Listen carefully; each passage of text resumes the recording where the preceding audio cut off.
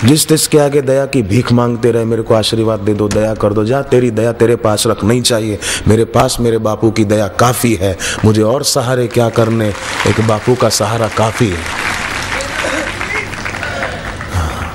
किसी से दया की भीख मत मांगो, किसी के आगे गिड़गिड़ाओ मत कि आशीर्वाद दे दो, आशीर्वाद दे दो। तेरे पास रख। कोई बोले मेरा आशीर्वाद देता हूँ, बोले नहीं चाहिए, मेरे पास मेरे बापू का आशीर्वाद पर्याप्त है, असीम है, तो ससीम के पीछे मैं क्यों पड़ूं?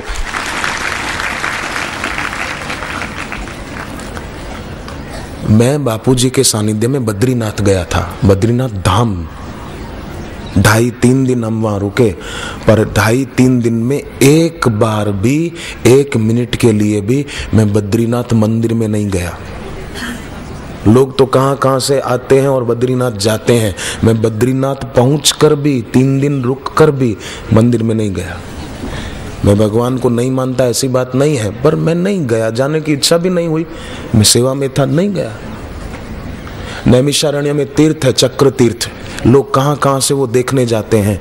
मैं 8 दिन वहां पर रहा, 7 के 8 दिन, पर 1 दिन भी वहां नहीं गया और जाने की इच्छा भी नहीं हुई। हालांकि नैमिषारण्य का जो चक्र तीर्थ जगह है, मैं वहां से खाली 1 किलोमीटर दूरी पर ही रुका हुआ था 7 दिन, पर 1 दिन 1 मिनट भी मुझे उधर जाने की इच्छा नहीं हुई। इस आश्रम में रहते हुए 24 साल और 4 महीने बीत गए, पर मैं 1 दिन भी द्वारिका नहीं गया हूं अभी तक 24 वर्षों में। लोग तो कहां से आते हैं, शिविर भर के, फिर टिकट होती है सेटिंग कि यहां से हम द्वारिका जाएंगे, फिर आएंगे और फिर यहां से आगे जहां जाना होगा वहां जाएंगे। पर मुझे 24 साल से ज्यादा समय हो गया इस आश्रम में, मैं एक बार भी द्वारिका नहीं गया हूं अभी तक। और मुझे ऐसा नहीं है मन में कि हाय रे मैं द्वारिका क्यों नहीं जा पाया।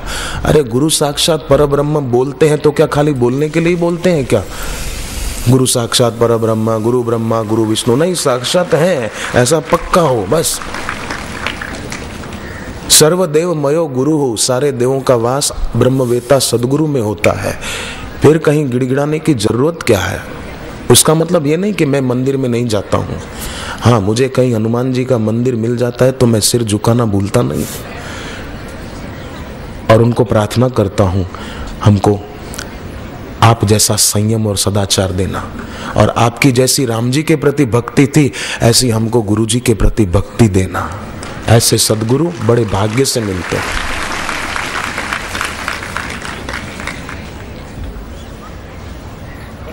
मैं घर पे था ना, तब भी घर से भाग जाता था ना, तो अब मेरी कहानी तो सबको पता है, क्या बोलूं, पर घर से भागकर मैं खाली फिल्म में ही जाकर नहीं बैठता था। कई बार अजमेर में एक हनुमान जी का मंदिर है पहाड़ी पर, मैं वहां पर जाकर भी बैठता था और उनको बोलता था कि ये दुख कब तक चलेगा, ये ऐसा ही भागना दौड़ना कब तक चलेगा। मैं बैठता था थोड़ी देर, उन्होंने ही मुझे बापूजी के चरणों में पहुंचाने का योग बनाया है। ये बात भी पक्की है और सच्ची है।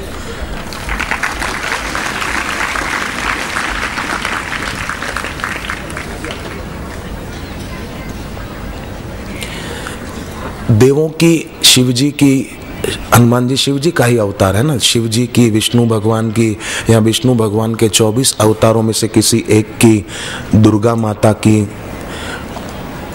सूर्य नारायण की, गणेश भगवान की उपासना पूजा अगर हम करते हैं तो वो हम पर कृपा करके हमें किसी सदगुरु के चरणों में पहुंचा देते हैं।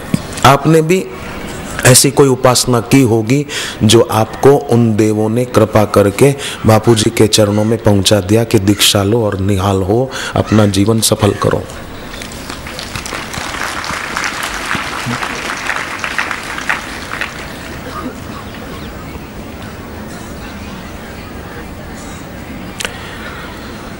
अभी 2-5 मिनट के लिए अगर आप खड़े होना चाहें तो खड़े होकर फिर बैठ जाएंगे, फिर अपन प्राणायाम करेंगे।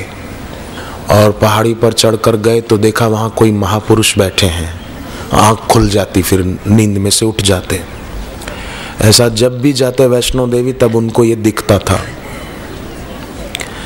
फिर एक बार जब वो आगरा गए थे अपने किसी रिश्तेदार के यहाँ शादी में, तो आगरा में उन दिनों सत्संग था गुरुदेव का, पोस्टर लगे थे जगह जगह बापूजी के चित्र वाले। तो वो दोनों पति पत्नी भी जहाँ जा रहे थे अपने रिश्तेदार के यहाँ, पोस्टर देखकर दंग रह गए। और पति ने अपनी पत्नी को कहा कि देखिए वही हैं जो सपने में जम्मू अपन जाते थे वैष्णो देवी, तो सपने में जिनके दर्शन होते थे ये उन्हीं की तस्वीर है। फिर तो सत्संग में आए और दीक्षा भी ली, तब से व्यसन भी छूट गए और घर में भी शांति है। आध्यात्मिक वातावरण बन जाता है दीक्षा के बाद। पर मंत्र मिलने के बाद उसका जप आदर पूर्वक हर रोज करना चाहिए।